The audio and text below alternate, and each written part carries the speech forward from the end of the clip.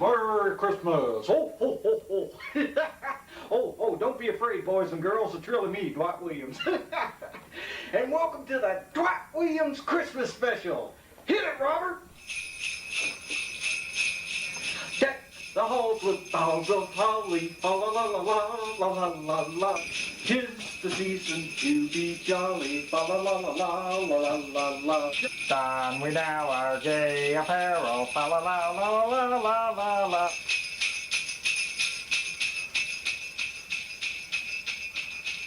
La la la la la la la la. All right. You can stop ringing now, Robert. Sorry, Bubba. Well, that's okay, Robert. Don't worry about it.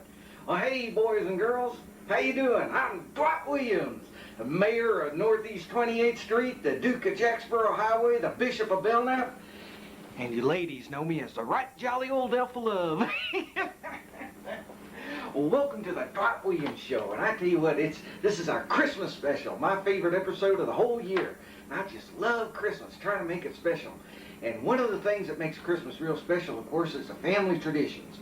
Now, every year when I was growing up, we'd pile in the car and we'd drive up to Wichita Falls, just south of Wichita Falls, is my Uncle Carl's farm up there, and that's Uncle Carl Parker. See, my mama was a Parker before she got married, so we're related to all the Parkers up there, and we're related to the Shackelford County Parkers, but we're no relation at all to the Parker County Parkers, even though we're related to the Parker who Parker County's named after. You got that? All right.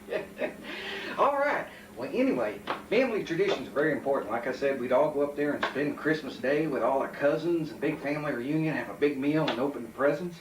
But another thing we did while I was growing up was we'd read Christmas cards that we get. What would happen is Daddy'd come home from work, and Mom would have a big dinner ready, and just before we ate, we'd read the Christmas cards that came in the mail that day.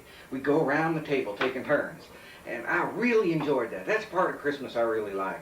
And I'm glad to say we've gotten some Christmas cards from all our viewers, and let's go over here to my old buddy Bill. He's going to read a couple of them and see what the cards say. Hey, Bill, how you doing? Doing pretty good, Dwight. Having a pretty good holiday season so far. Hope you are. Hey, boys and girls. My name's Bill. I'm the executive producer of this program. And as Dwight says, we've gotten some cards and letters here. We're going to read them in a minute. And there will be an address showing up at the end of this tape for you to write to send any cards or letters or comments or suggestions or anything. So let's get right into reading the cards. First one we got here, it's a real pretty card. It's got a snow-covered scene with a barn and, you know, kind of Texas-y, you know, with the Christmas tree in the back of the wagon. Real nice card. And inside it says, "Warm wishes for a beautiful Christmas and a new year filled with lasting happiness." Oh, well, that's nice. That's real nice. Well, who's that from? This is from the AAA Bail Bond Company. And those are good people to know, too. Well, thank you for the card. Let's go on to the next one. Okay, set that aside, get the next one. This is a real pretty card. It's got snow-covered scene and a farm with the barn and the people hauling the Christmas tree in and the snow-covered farmhouse. Message reads, "Merry Christmas. May it bring you happy memories, old-fashioned pleasures, and a world of joy." I like that one. I really do. Who's that from? That's from Big Ed's Pawn Shop. Well, Big Ed's Pawn Shop. Well, when y'all get over to Big Ed's Pawn Shop, just go in there, see Big Ed, and he's a little guy about that big. When you see Big Ed, tell him Dwight sent you, all right? Awful nice people over there. Well, let's go on to the next card. Okay, moving right along. Next card's real pretty, some candles with a barn in the background. A lot of barn themes. I guess that's because of the country craft sign, you know. But anyway, that's a pretty card to point set up plant. And they included a personal note, too. The card reads, "Wishing you a beautiful Christmas and a new year filled with happiness." And the personal note says, "Dear Dwight, thank you for your business. You helped make this year one of our best ever, and may the future bring you the best of everything." Well, all right. Well, who's that from? This one's from the employees and the management of Willow Distributing. Willow Distributing? Who's that? Well, they're the local distributor for Coors Beer. Oh, well, okay. Glad I could be of some help there. Hey, tell you the truth, people, I'm already starting on next year. Oh, all right. Thank you for those cards, Bill. Now, another tradition we had at the Williams household is that after dinner, we'd go around and we'd talk about what we like about Christmas. And I always like doing that. So let's go around and do that. Bill, why don't you start off? Oh, I like the shopping and going out to the mall and what do they say, the hustling and bustling of the crowd. Hot meals at the mission. Yeah, that sounds pretty good. Tell you what I enjoyed when I was a kid was Mama's baking. Mama would start baking around Christmas time, and Mama makes the best sugar cookies in the whole wide world. And Robert and I'd get in there, and we'd help her stir the batter, and we'd lay it out and cut some shapes. You know, I'd cut Christmas trees and ornaments, and Robert would cut out, snakes or dinosaurs or something, I don't know.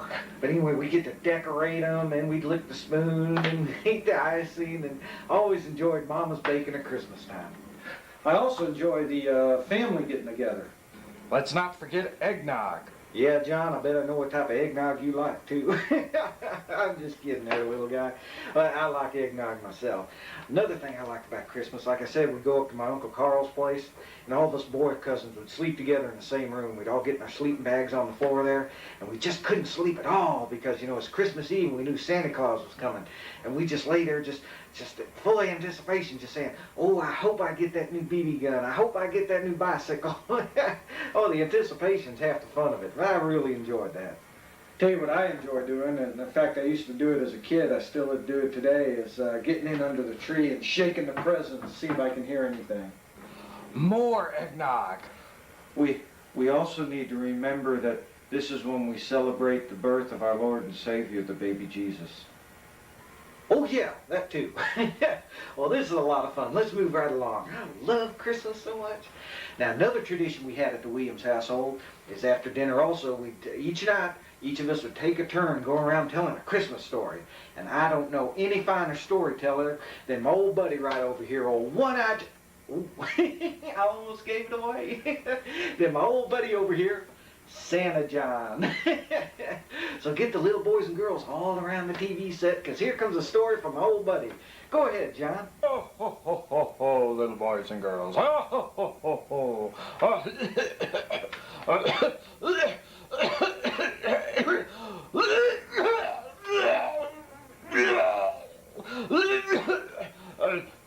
Just a second, boys and girls. Santa's just a little air sick, okay? Hey, little buddy, you okay there? You want some Pepto-Bismol? Does it have alcohol or codeine in it? No. Damn. I think I'm gonna be okay. Let me wipe a little bit off here. Christmas story. Yeah. All right. Yeah.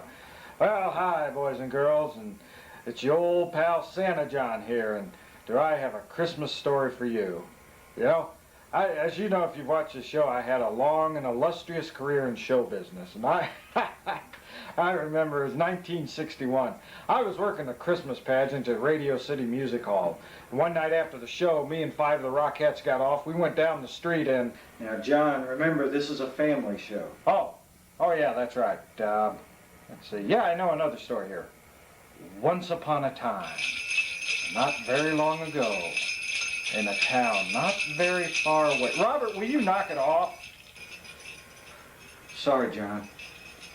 Oh, yeah, whatever. So anyway, where was I? Oh, once upon a time, not too long ago, and in a place down, I think it's off of Meadowbrook Road. Anyway, this young boy and girl, it was Christmas Eve, and this young boy and girl were fast asleep.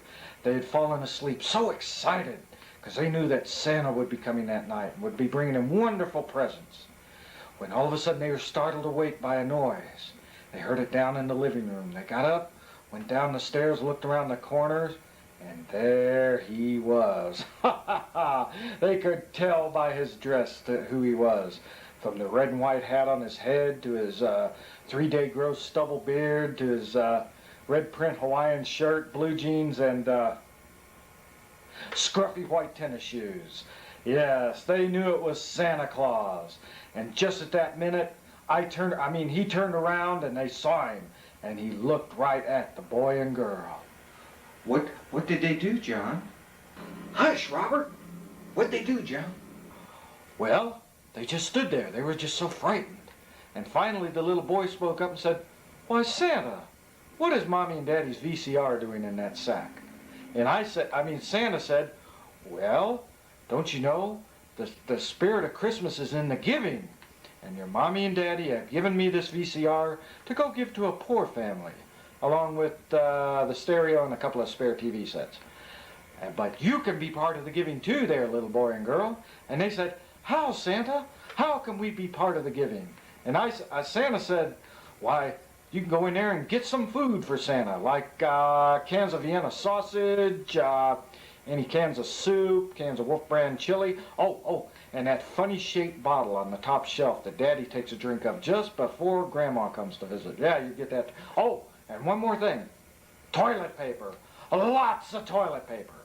So the little boy and girl scampered off, and they got the stuff and they put it in Santa's sack. And Santa said, "Now, little boy and girl, you go right back up to bed. And it's our little secret. Don't you dare tell anybody, or I'll come, don't dare tell anybody, and I'll be right back after I give these away and bring you your presents." So they ran off to bed and fell right into dreamland. And the next morning they opened their presents, those that were left after the police arrived, and they opened their presents and everybody had a Merry Christmas. So just remember, if you see a scruffy looking Santa out on the street corner, give him a buck or two. Remember, it's more blessed to give than to receive. Besides, you may go out of town for the holidays. Oh, well, anyway, Merry Christmas, boys and girls. Well, thank you, John. That's a good story. John's always got a good story to tell. Well, moving right along, another tradition we had in the Williams family household is that after dinner, we'd all sing a Christmas carol, and we'd go around and each one of us would sing a different verse, kind of like what you saw us do here at the beginning of the episode. And right now, we're going to do the same thing. We're going to do it with my absolute favorite Christmas song of all time. I just love this song. When I was a kid, I used to go around just singing it at the top of my lungs. It just drove my aunts and uncles crazy. So we're going to do it right now, and you know which one I mean. It's the best Christmas song written, and I'll start it off here. On the first day of Christmas, my true love gave to me a partridge in a pear tree.